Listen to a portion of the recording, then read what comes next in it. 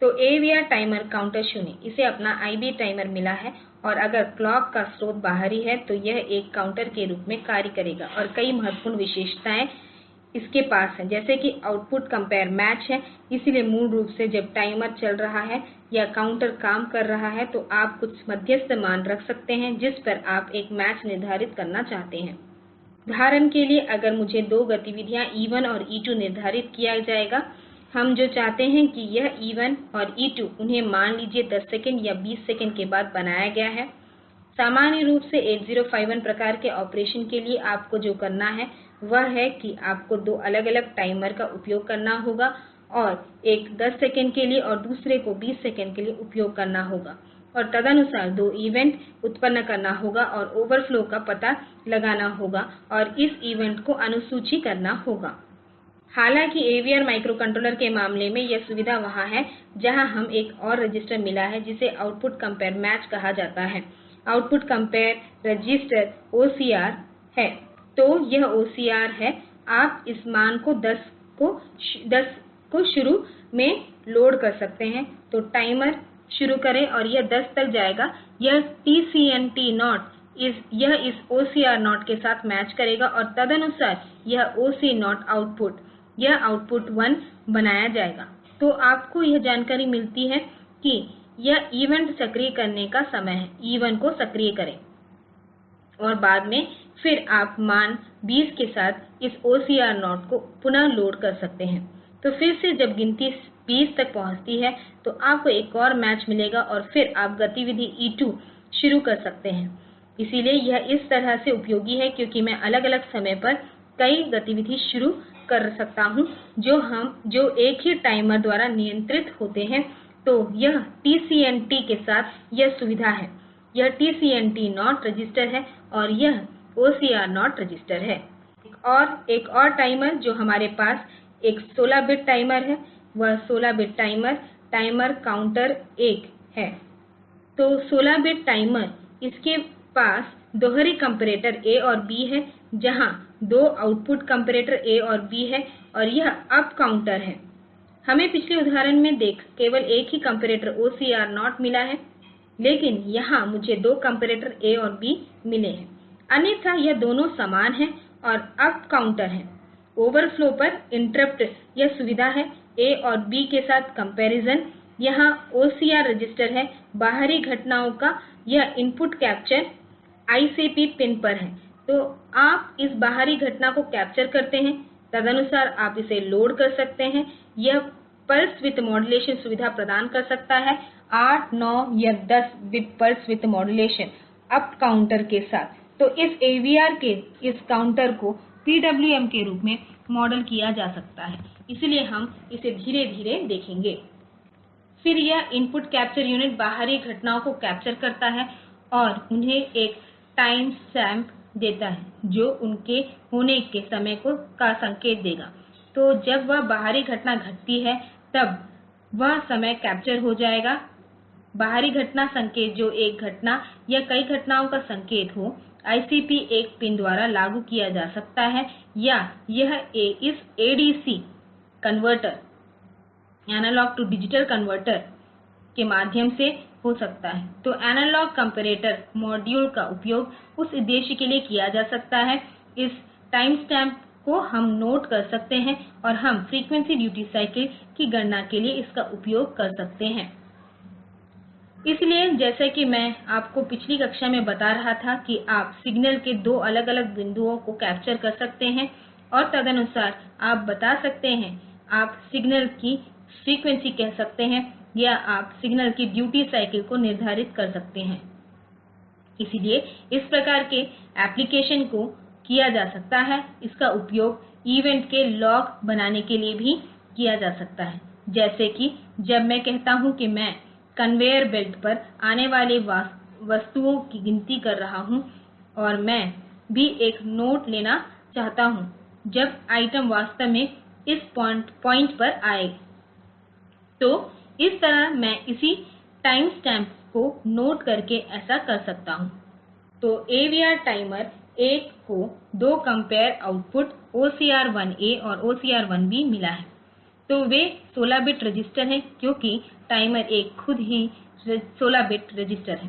तो ये भी 16 बिट रजिस्टरों OCR 1A और OCR 1B के मान टाइमर 1 के साथ मैच होने पर एक उपयोगकर्ता परिभाषित कार्रवाई इस OCA OC1A और OC1B पिन पर होगी। तो क्रियाएं सेट क्लियर या इन्वर्ट हो सकती हैं। इसलिए हम इसे इस तरह से प्रोग्राम कर सकते हैं कि जब यह मैच होता है तो विशेष पिन सेट किया जाएगा, यह क्लियर हो जाएगा या इसे इन्वर्ट किया जाएगा। एक और गतिविधि एक इंटरप्ट को भी उत्पन्न किया जा सकता है। तो आप प्रोसेसर को बता सकते हैं कि जब यह टाइमर OC रजिस्टर से सेट इस विशेष मान पर आता है तो आप इससे इंटरप्ट को ट्रिगर कर सकते हैं या टाइमर 1 को 0 पर क्लियर किया जा सकता है। यह भी एक और गतिविधि है। एक बार आउटपुट को सेट करने के बाद सॉफ्टवेयर के हस्तक्षेप के बिना लगातार आउटपुट को कंपेयर करता है। तो आप बस इसे एक बार प्रोग्राम करते हैं और उस बिंदु से यह जारी है। यह सटीक आवर्ती समय के लिए अच्छा है। जैसे आपको समय समय पर कुछ आवधिक अंतराल के बाद कुछ इवेंट करनी होती है तो आप इस ऑपरेशन को कर सकते हैं। आप इस टाइमर 1 की मदद ले सकते हैं और इस OCR 1A या 1B रजिस्टर को तदनुसार लोड कर सकते हैं। तो यह है कि आवधिक अंतराल पर आपको एक संकेत मिला है कि यह उस आवधिक ऑपरेशन फ्रीक्वेंसी या टोन उत्पन्न करने का समय है। अलग अलग ध्वनियाँ जो आप समय के विभिन्न बिंदुओं पर उत्पन्न करना चाहते हैं वह किया जा सकता है। और डिजिटल सिग्नल अवरक्त संचार सॉफ्टवेयर संचालित सीरियल पोर्ट के लिए उत्पन्न किया जा सकता है। तो उस प्रकार के प्रयोग भी कर सकते हैं। तो आप नियंत्रण संकेत उत्पन्न कर सकते हैं। इसलिए विशेष रूप से जब हमें आवधिक अंतराल पर या कुछ निश्चित समय बिंदुओं पर कुछ हैंडशेकिंग संकेतों की विकसित करना होता है तो आप इन टाइमर का उपयोग कर सकते हैं। तो टाइमर का एक उपयोग पल्स विड्थ मॉड्यूलेशन के लिए भी किया जा सकता है। तो पल्स विड्थ मॉड्यूलेशन क्या है? तो यह आरेख दिखाता है कि यह कैसे हो रहा है। आप देखते हैं कि यह एक त्रिकोणीय चौड़ाई है। यहाँ 2 मान हैं। एक पल्स का निम्न मूल्य है। हम एक मान निर्धारित करते हैं जब यह संकेत इस बिंदु के नीचे जाते हैं। जब यह त्रिकोणीय लहर इस सेट मूल्य से नीचे चला जाता है हम एक उच्च पल्स उत्पन्न करते हैं। तो यह संकेत निम्न से उच्च पर एक संक्रमण बनाता है। इस बिंदु पर संकेत निर्धारित मूल्य से नीचे जा रहा है तो यह उत्पन्न हो रहा है, यह उच्च होता जा रहा है। अब कुछ समय के बाद सिग्नल फिर से बढ़ जाएगा और यह निर्धारित मूल्य को क्रॉस करता है। तो इस बिंदु पर सिग्नल कम की तरफ जाता है। तो आप देखते हैं कि यदि मैंने इसे सेट किया है कंपैरेटर के मान के रूप में, तब जब भी सिग्नल इससे अधिक होता है आउटपुट का मान 0 होता है और जब भी यह त्रिकोणीय तरंग का मान कम होता है इस सेट मान से, तब आउटपुट का मूल्य 1 होता है। तो आप इस तरह से एक पल्स प्राप्त करते हैं। यदि आप इस डीसी स्तर को बदलते हैं आपके पास अलग अलग पल्स की चौड़ाई हो सकती है। उदाहरण के लिए इस बिंदु पर डीसी स्तर का मान बदल देते हैं इस मान से उस मान की तरफ। जब हम यह बदलते हैं तो तदनुसार कट ऑफ प्राप्त होगा। तो इस निम्न से उच्च संक्रमण तब होगा जब पल्स त्रिकोणीय तरंग इस बिंदु पर होगा और इसी तरह त्रिकोणीय लहर इस बिंदु पर होने पर यह कम हो जाएगी। तो इस तरह से हम इस पल्स विड्थ मॉड्यूलेशन को उत्पन्न कर सकते हैं। तो यह मोटर चलाने के लिए या एलईडी चमकाने के लिए प्रयोग किया जा सकता है। इसलिए यदि आपको कई बार संचार उत्पन्न करना है तो यह पल्स विड्थ मॉड्यूलेशन आवश्यक है। इसलिए जब भी आपको इस प्रकार की चीजों की आवश्यकता हो तो आप कैरियर सिग्नल फीचर को बदल सकते हैं बेस सिग्नल के आधार पर। तो यह बिंदीदार रेखा बेस सिग्नल है, वह कैरियर सिग्नल फीचर को बदल देते हैं। जब कैरियर इसे पार कर रहा होता है तो वे बड़े आकार की पल्स पैदा कर रहे होते हैं। जब बेस मूल्य कंपेयर मूल्य अधिक होता है तो यह है कि इस पल्स विड्थ मॉड्यूलेशन आउटपुट के 2 चैनल मिले हैं या OCR 1A OCR 1B। तो यह कई अनुप्रयोगों के लिए उपयोगी है। इसलिए यह विशेष सुविधा हमारे पास अन्य माइक्रोकंट्रोलर में नहीं है, जैसे कि 8051 में। इसलिए समय नियंत्रण, तो आपने देखा है कि यहाँ एक टाइमर 0 रजिस्टर है, एक टाइमर 1 रजिस्टर है। तो टाइमर 0 रजिस्टर को क्लॉक चयन के लिए एक कंट्रोल रजिस्टर TCCR0 मिला है, जो बाहरी क्लॉक या आंतरिक क्लॉक है। फिर वहाँ प्रीस्केलर है, वह बिंदु जिससे वह शुरू होगा। फिर टाइम काउंटर 0, तो यह काउंटर वैल्यूज को होल्ड करेगा। तो ये टाइमर 0 के लिए प्रासंगिक 2 रजिस्टर हैं। टाइमर 1 के लिए हमें 2 कंट्रोल रजिस्टर TCCR1A और 1B मिला है। इसी तरह हमें 2 काउंट मिले हैं। तो काउंट मूल्य वहाँ TCNT1 यह काउंट मूल्य है। तो आपके पास यह इनपुट कैप्चर रजिस्टर ICR1 हो सकता है, जहां किसी बिंदु पर कैप्चरिंग इनपुट है। तो timer counter 1 output compare register A और B। तो यह OCR रजिस्टर टाइमर 0 के लिए था। यहाँ हमें OCR1A और OCR1B भी मिला है। यहाँ हमें टाइमर 0 में एक और रजिस्टर मिला है जो OCR0 है। इसलिए यह स्पष्ट रूप से यहाँ नहीं लिखा गया है। इसलिए यह आउटपुट कंपैरिजन के लिए हमारे पास एक और रजिस्टर था। और फिर timer input register, interrupt register, दोनों टाइमर उन्हें मास्क या फ्लैग रजिस्टर मिला है। वे यहाँ विस्तृत नहीं हैं, लेकिन आप उन लोगों के लिए इंटरप्ट को मास्क कर सकते हैं। तो यह उपयोगी हो सकता है, जैसे कि 8051 में हमने देखा है कि हम भी उस चीज को कर सकते हैं। इसलिए यदि आप इंटरप्ट को देखते हैं, तो इंटरप्ट किसी भी संवेदनशील काम को करने के लिए किसी भी सामान्य कोड को रोकता है। तो हमें यह इंटरप्ट हैंडलर मिला है। इसलिए वह इंटरप्ट सर्विस रूटीन यहाँ पर इंटरप्ट हैंडलर है, जो इंटरप्ट वेक्टर के लिए है।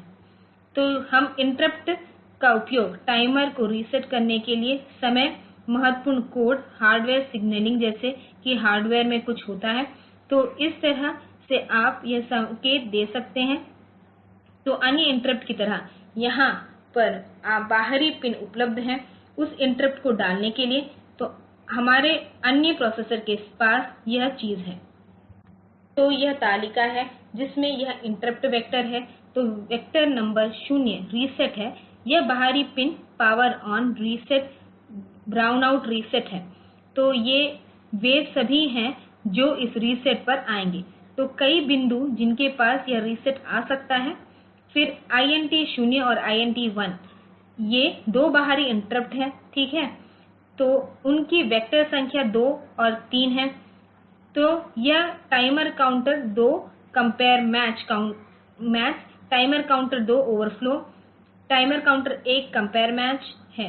तो इस तरह से हमें ये सभी timer counter overflow match interrupt मिले हैं, ठीक है। तो ये वहाँ हैं। फिर serial transfer complete SPI STC प्रकार की चीज होती है। फिर UART उनका इंटरप्ट। तो ADC में एक इंटरप्ट है। तो इस तरह से हमारे पास कई इंटरप्ट स्रोत हो सकते हैं। और इस AVR माइक्रोकंट्रोलर के मामले में यहाँ यह 21 ऐसे वेक्टर्ड लोकेशन यहाँ इंटरप्ट लैंड कर सकते हैं।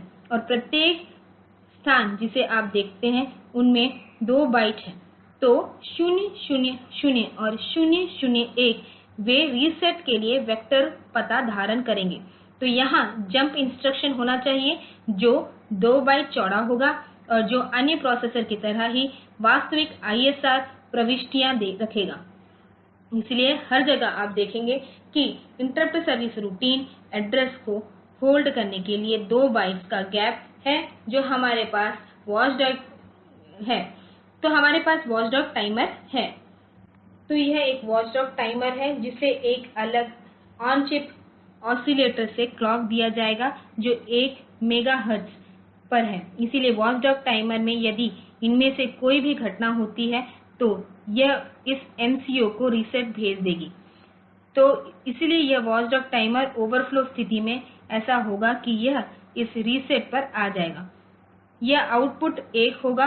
इसलिए यह आउटपुट 1 होगा तो यह प्रोसेसर को रीसेट भेज देगा।